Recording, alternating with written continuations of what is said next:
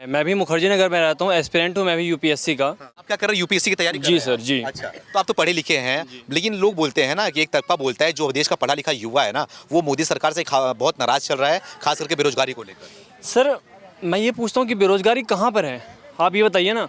जो शिक्षित वर्ग है, जिसके पास शिक्षा है सर, वो अपने मुट्ठी में हमेशा जॉब को लेकर चलता है सर। अच्छा। जिनके पास काबिलियत है वो अपनी काबिलियत के बल पर सर जॉब को वो छीन सकता है किसी से भी। अच्छा।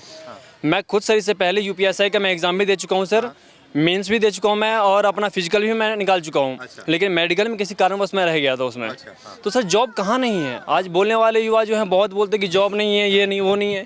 सर जॉब भरपूर मात्रा में है। अभी भी आपने देखा होगा उत्तर प्रदेश सरकार ने जो है कांस्टेबल की इतनी सारी भर्तियाँ निकाली हैं। जॉब बहुत है, बस करने वाला युवा होना चाहिए करने सर। वाला युवा होना चाहिए। जी। ये राहुल गांधी को दिखाई नहीं दे रहा है सब जॉब। सर राहुल गांधी तो खुद लंदन ऑक्सफोर्ड से पढ़ के आए हैं। अब उन्हें दिख रहा है नहीं दिख रहा है, या दिखते हुए भी वो नज़रअंदाज कर रहे हैं। अभी कुछ दिन पूर्व ही वो मुखर्जी नगर आए थे हमारे बत्रा सिनेमा हॉल पे। वहाँ भी आके उन्होंने भी सिर्फ और सिर्फ राजनीति की रोटियां सेकी हैं और कुछ भी नहीं किया है सर। राजनीति कर रहे हैं बस आप। जी बस खाली राजनीति कर रहे हैं सर वो। देखिए, अमेरिका में गए, वहाँ पे लगातार भाषण दे रहे हैं, मोदी के खिलाफ भाषण दे रहे हैं, बीजेपी के खिलाफ, आरएसएस के खिलाफ। अब तो वो बोल रहे हैं कि देश के अंदर मुसलमानों की हालत खराब चल रही है। क्या कहेंगे? ऐसा है सर कि जब हमारे घर में लड़ाई होती है ना और कोई बाहर से बंदा आता है तो उसके सामने जो है मैं और ये, जैसे हम दोनों में लड़ाई चल रही है तो मैं और ये आपस में मिल जाएंगे सर। क्यों? क्योंकि बाहर वालों को इस चीज़ पता ना चले। अच्छा। लेकिन राहुल गांधी किस परिप्रेक्ष्य में भी लड़ रहे हैं वो, कि देश में तो लड़ ही रहे हैं वो, बाहर जाके भी देश का नाम जो है वो नीचे कर रहे हैं वो। नीचे कर रहे हैं वो। जी अच्छा। बिल्कुल, इसके अलावा कुछ भी नहीं है। राजनीति ठीक है सर, उन्हें राजनीति जो है ना वो एक दहेज के रूप में मिल गई है सर उन्हें। दहेज के रूप में जी जी बिल्कुल सर, एकदम दहेज के रूप में। यहाँ तो नहीं किए भैया वो। सर वो ऐसे पुरुष हैं जो अनविवाहित होकर भी विवाहित हैं सर वो। अच्छा जी। अच्छा। तो क्या करेंगे आप? इस सारी विपक्षी पार्टियां एकजुट हो रही है, राहुल गांधी भी अमेरिका से बोले हुए हैं कि हम विपक्षी पार्टियां एकजुट हो जाएंगी तो मोदी को हरा सकते हैं। मतलब कि उनके अंदर भी शंका है अभी इस चीज को लेकर। देखिए सर, ये जितने भी विपक्षी हैं वो चाहे एकजुट हो जाए चाहे कुछ भी हो जाए, जब तक युवा हैं, मुझ जैसे, इन जैसे और तमाम युवा हैं, इनके मुट्ठी में है सर सरकार अभी। अच्छा, वो चाहे अगर तो किसी तरफ भी, किसी परिप्रेक्ष्य में वो अपना फैसला दे सकते हैं सर। अभी आपने देखा होगा कि जंतर मंतर पे इतने सारे धरना प्रदर्शन चल रहा है। अंत में फैसला क्या आ रहा है सर कि बजरंग पुनिया जाके अनुराग ठाकुर जी के घर पे मिल रहे हैं, साक्षी जी जाके घर पे मिल रही हैं। अगले दिन ही न्यूज़ आता है कि ये दोनों अपनी नौकरी पे वापस लौटेंगे। सर कहाँ है ये चीज़ें? सिर्फ दिखावटी रूप में है बस ये। दिखावटी है जी। बाकी आने वाला 2024 का चुनाव है वो पूर्ण तरीके से बता देगा इस बार विपक्षों को कि मोदी अपने आप में सक्षम है।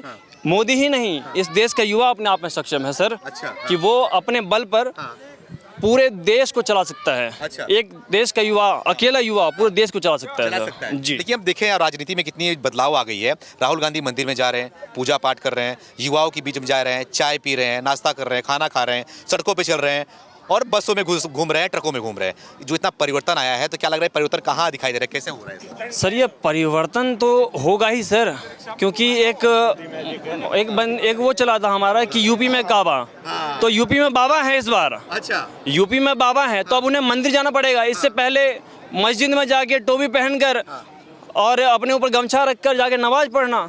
तो अब तो भैया यूपी में बाबा हैं। अच्छा। और आने वाला जो समय आ रहा है वो भी एक ऐसा समय आ रहा है कि युवा हर चीज़ों से वाकिफ है सर। युवा देख रहा है कि वो मस्जिद जा रहे हैं तो मस्जिद क्यों जा रहे हैं, और इस बार वो मंदिर जा रहे हैं तो क्यों जा रहे हैं। मंदिर जा रहे हैं, क्यों जा रहे हैं? जी। तो क्या लग रहा है, क्या वजह है इसकी?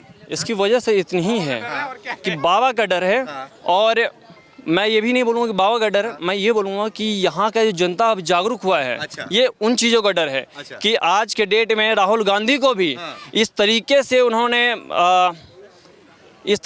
बांध दिया है कि अब आपको भी जाना पड़ेगा मंदिर। जाना पड़ेगा जी। ठीक है, मैं आपके पास आ रहा हूँ। क्या नाम है आपका? मेरा गोपाल गुप्ता। गोपाल गुप्ता जी, क्या करते हैं आप? मैं पढ़ाई कर रहा हूँ, सरकारी जॉब की तैयारी कर रहा हूँ। सरकारी जॉब की तैयारी कर रहे हो? मतलब उम्मीद है सरकारी जॉब आपको मिल जाएगा? उम्मीद तो पूरी है। पूरी है। लेकिन राहुल गांधी बोल रहे उम्मीद नहीं, जनता अब युवा थक चुका है। क्योंकि वो खुद बुढ़े हो गए, उन्हें प्रधानमंत्री बनना नहीं है तो वो तो ऐसे ही कहेंगे। 55 साल के कौन से युवा होते हैं, मुझे भी बता दीजिए। अच्छा। ऐसे तो मोदी जी भी अभी बोल रहे हैं कि अभी तो मेरे देश पूरा विश्व उन्हें मान रहा है, मैं अभी युवा हूँ, पर वो तो नहीं कहते कि मैं युवा हूँ। राहुल गांधी को ये सोचना पड़ेगा, देश उनके बहकावे में देश अब आएगा नहीं। अच्छा। विदेश में वो जाके जो देश की बेइज्जती करते हैं, देश के जो युवा है या और लोग हैं उनके बहकावे में आने वाला नहीं है। 2024 में बीजेपी ही आ रही है, पूर्ण बहुमत से आएगी। राहुल गांधी कितना यत्न कर ले, विपक्ष के पास प्रधानमंत्री पद के उम्मीदवार तो है नहीं, वो सारा विपक्ष एक होने की कोशिश कर रहा है कि हम महाराष्ट्र से आ जाए, उससे आ जाए।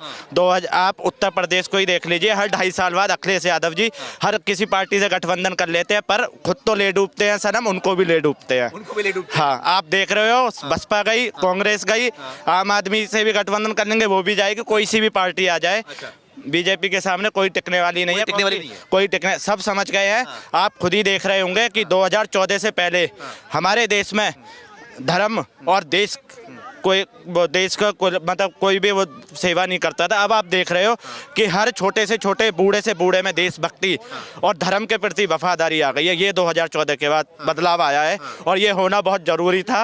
80-20 का जो ये नारा देते हैं वो बहुत सही है कि 80 एक तरफ वोट पड़ेगा, 20 एक तरफ। हाँ, सही है नारा, ये नारा सही है। हाँ। ये को देखते हुए बोलते हैं ना कि हिंदू मुसलमान किया जा रहा है देश के अंदर। ऐसा कुछ नहीं है, सारी योजनाएं आप देख लीजिए। मैं खुद समाज में, सामाजिक कार्य में देखता हूँ, आधे से ज़्यादा योजनाएं ये जो बोलते हैं कि मुस्लिम लोगों को भाजपा द्वारा डराया जाता है, पर आप देख लीजिए, हर जगह चले जाइए, आप बाकायदा डेटा निकाल लेंगे तो सबसे ज़्यादा जो योजनाएं का लाभ ले रहे हैं वो मुस्लिम ही ले रहे हैं बीजेपी सरकार में। आप राशन का देख लीजिए या आप आयुष्मान योजना देख लीजिए, जीरो बैलेंस खाता देख लीजिए, हर चीज़ का लाभ। ये बिल्कुल गलत है कि मुस्लिम और हिंदू की राजनीति करी जाती है। बीजेपी सबका साथ, सबका विकास, ये बीजेपी का नारा है और यही रहेगा उनका नारा। हाँ। लेकिन शिवपाल यादव जानते हो, चाचा जी शिवपाल यादव, वो बोल रहे हैं जो बीजेपी की जो पार्टी है ना, वो असुरों की पार्टी है, मतलब जो बीजेपी के लोग हैं वो असुर हैं।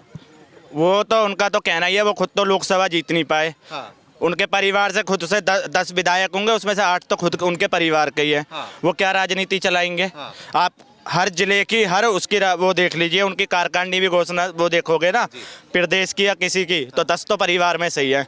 जब परिवार की पार्टी है तो क्या वो राज्य का या देश का भला करेंगे? तो सत्यपाल मलिक जानते होंगे आप। सत्यपाल मलिक बोला उन्होंने कि राजस्थान में आने वाला चुनाव है, आने वाले टाइम में, इस चुनाव में बीजेपी बुरी तरीके से हारेगी और बीजेपी के जो लोग हैं, बीजेपी की जो पार्टी है, वो मोदी को ही निकाल देगी पार्टी से। राजस्थान की आप बात कर रहे हैं तो राजस्थान में आप देख रहे होंगे, अशोक गहलोत और सचिन पायलट की खुद लड़ाई हो रही है। वहाँ क्या कांग्रेस जीतेगी? अभी चुनाव का समय आ गया तो वहाँ लॉलीपॉप दे दिया कि 100 यूनिट फ्री। क्यों दिया भाई 100 यूनिट फ्री? वहाँ एक तो पेपर, रीट का पेपर होता है, वो तो रीट का पेपर होता है एक एग्जाम, वो तक तो वो क्लियर करवा नहीं पाते और वो चलाएंगे राज्य को। उससे बढ़िया था वहाँ पे वसुंधरा राज्य का रास्ता, कम से कम वहाँ पेपर तो क्लियर होते थे। हाँ, मतलब कोई फर्क नहीं पड़ने वाला है, सब एक पड़ने वाला। हाँ, कोई फर्क नहीं पड़ने वाला।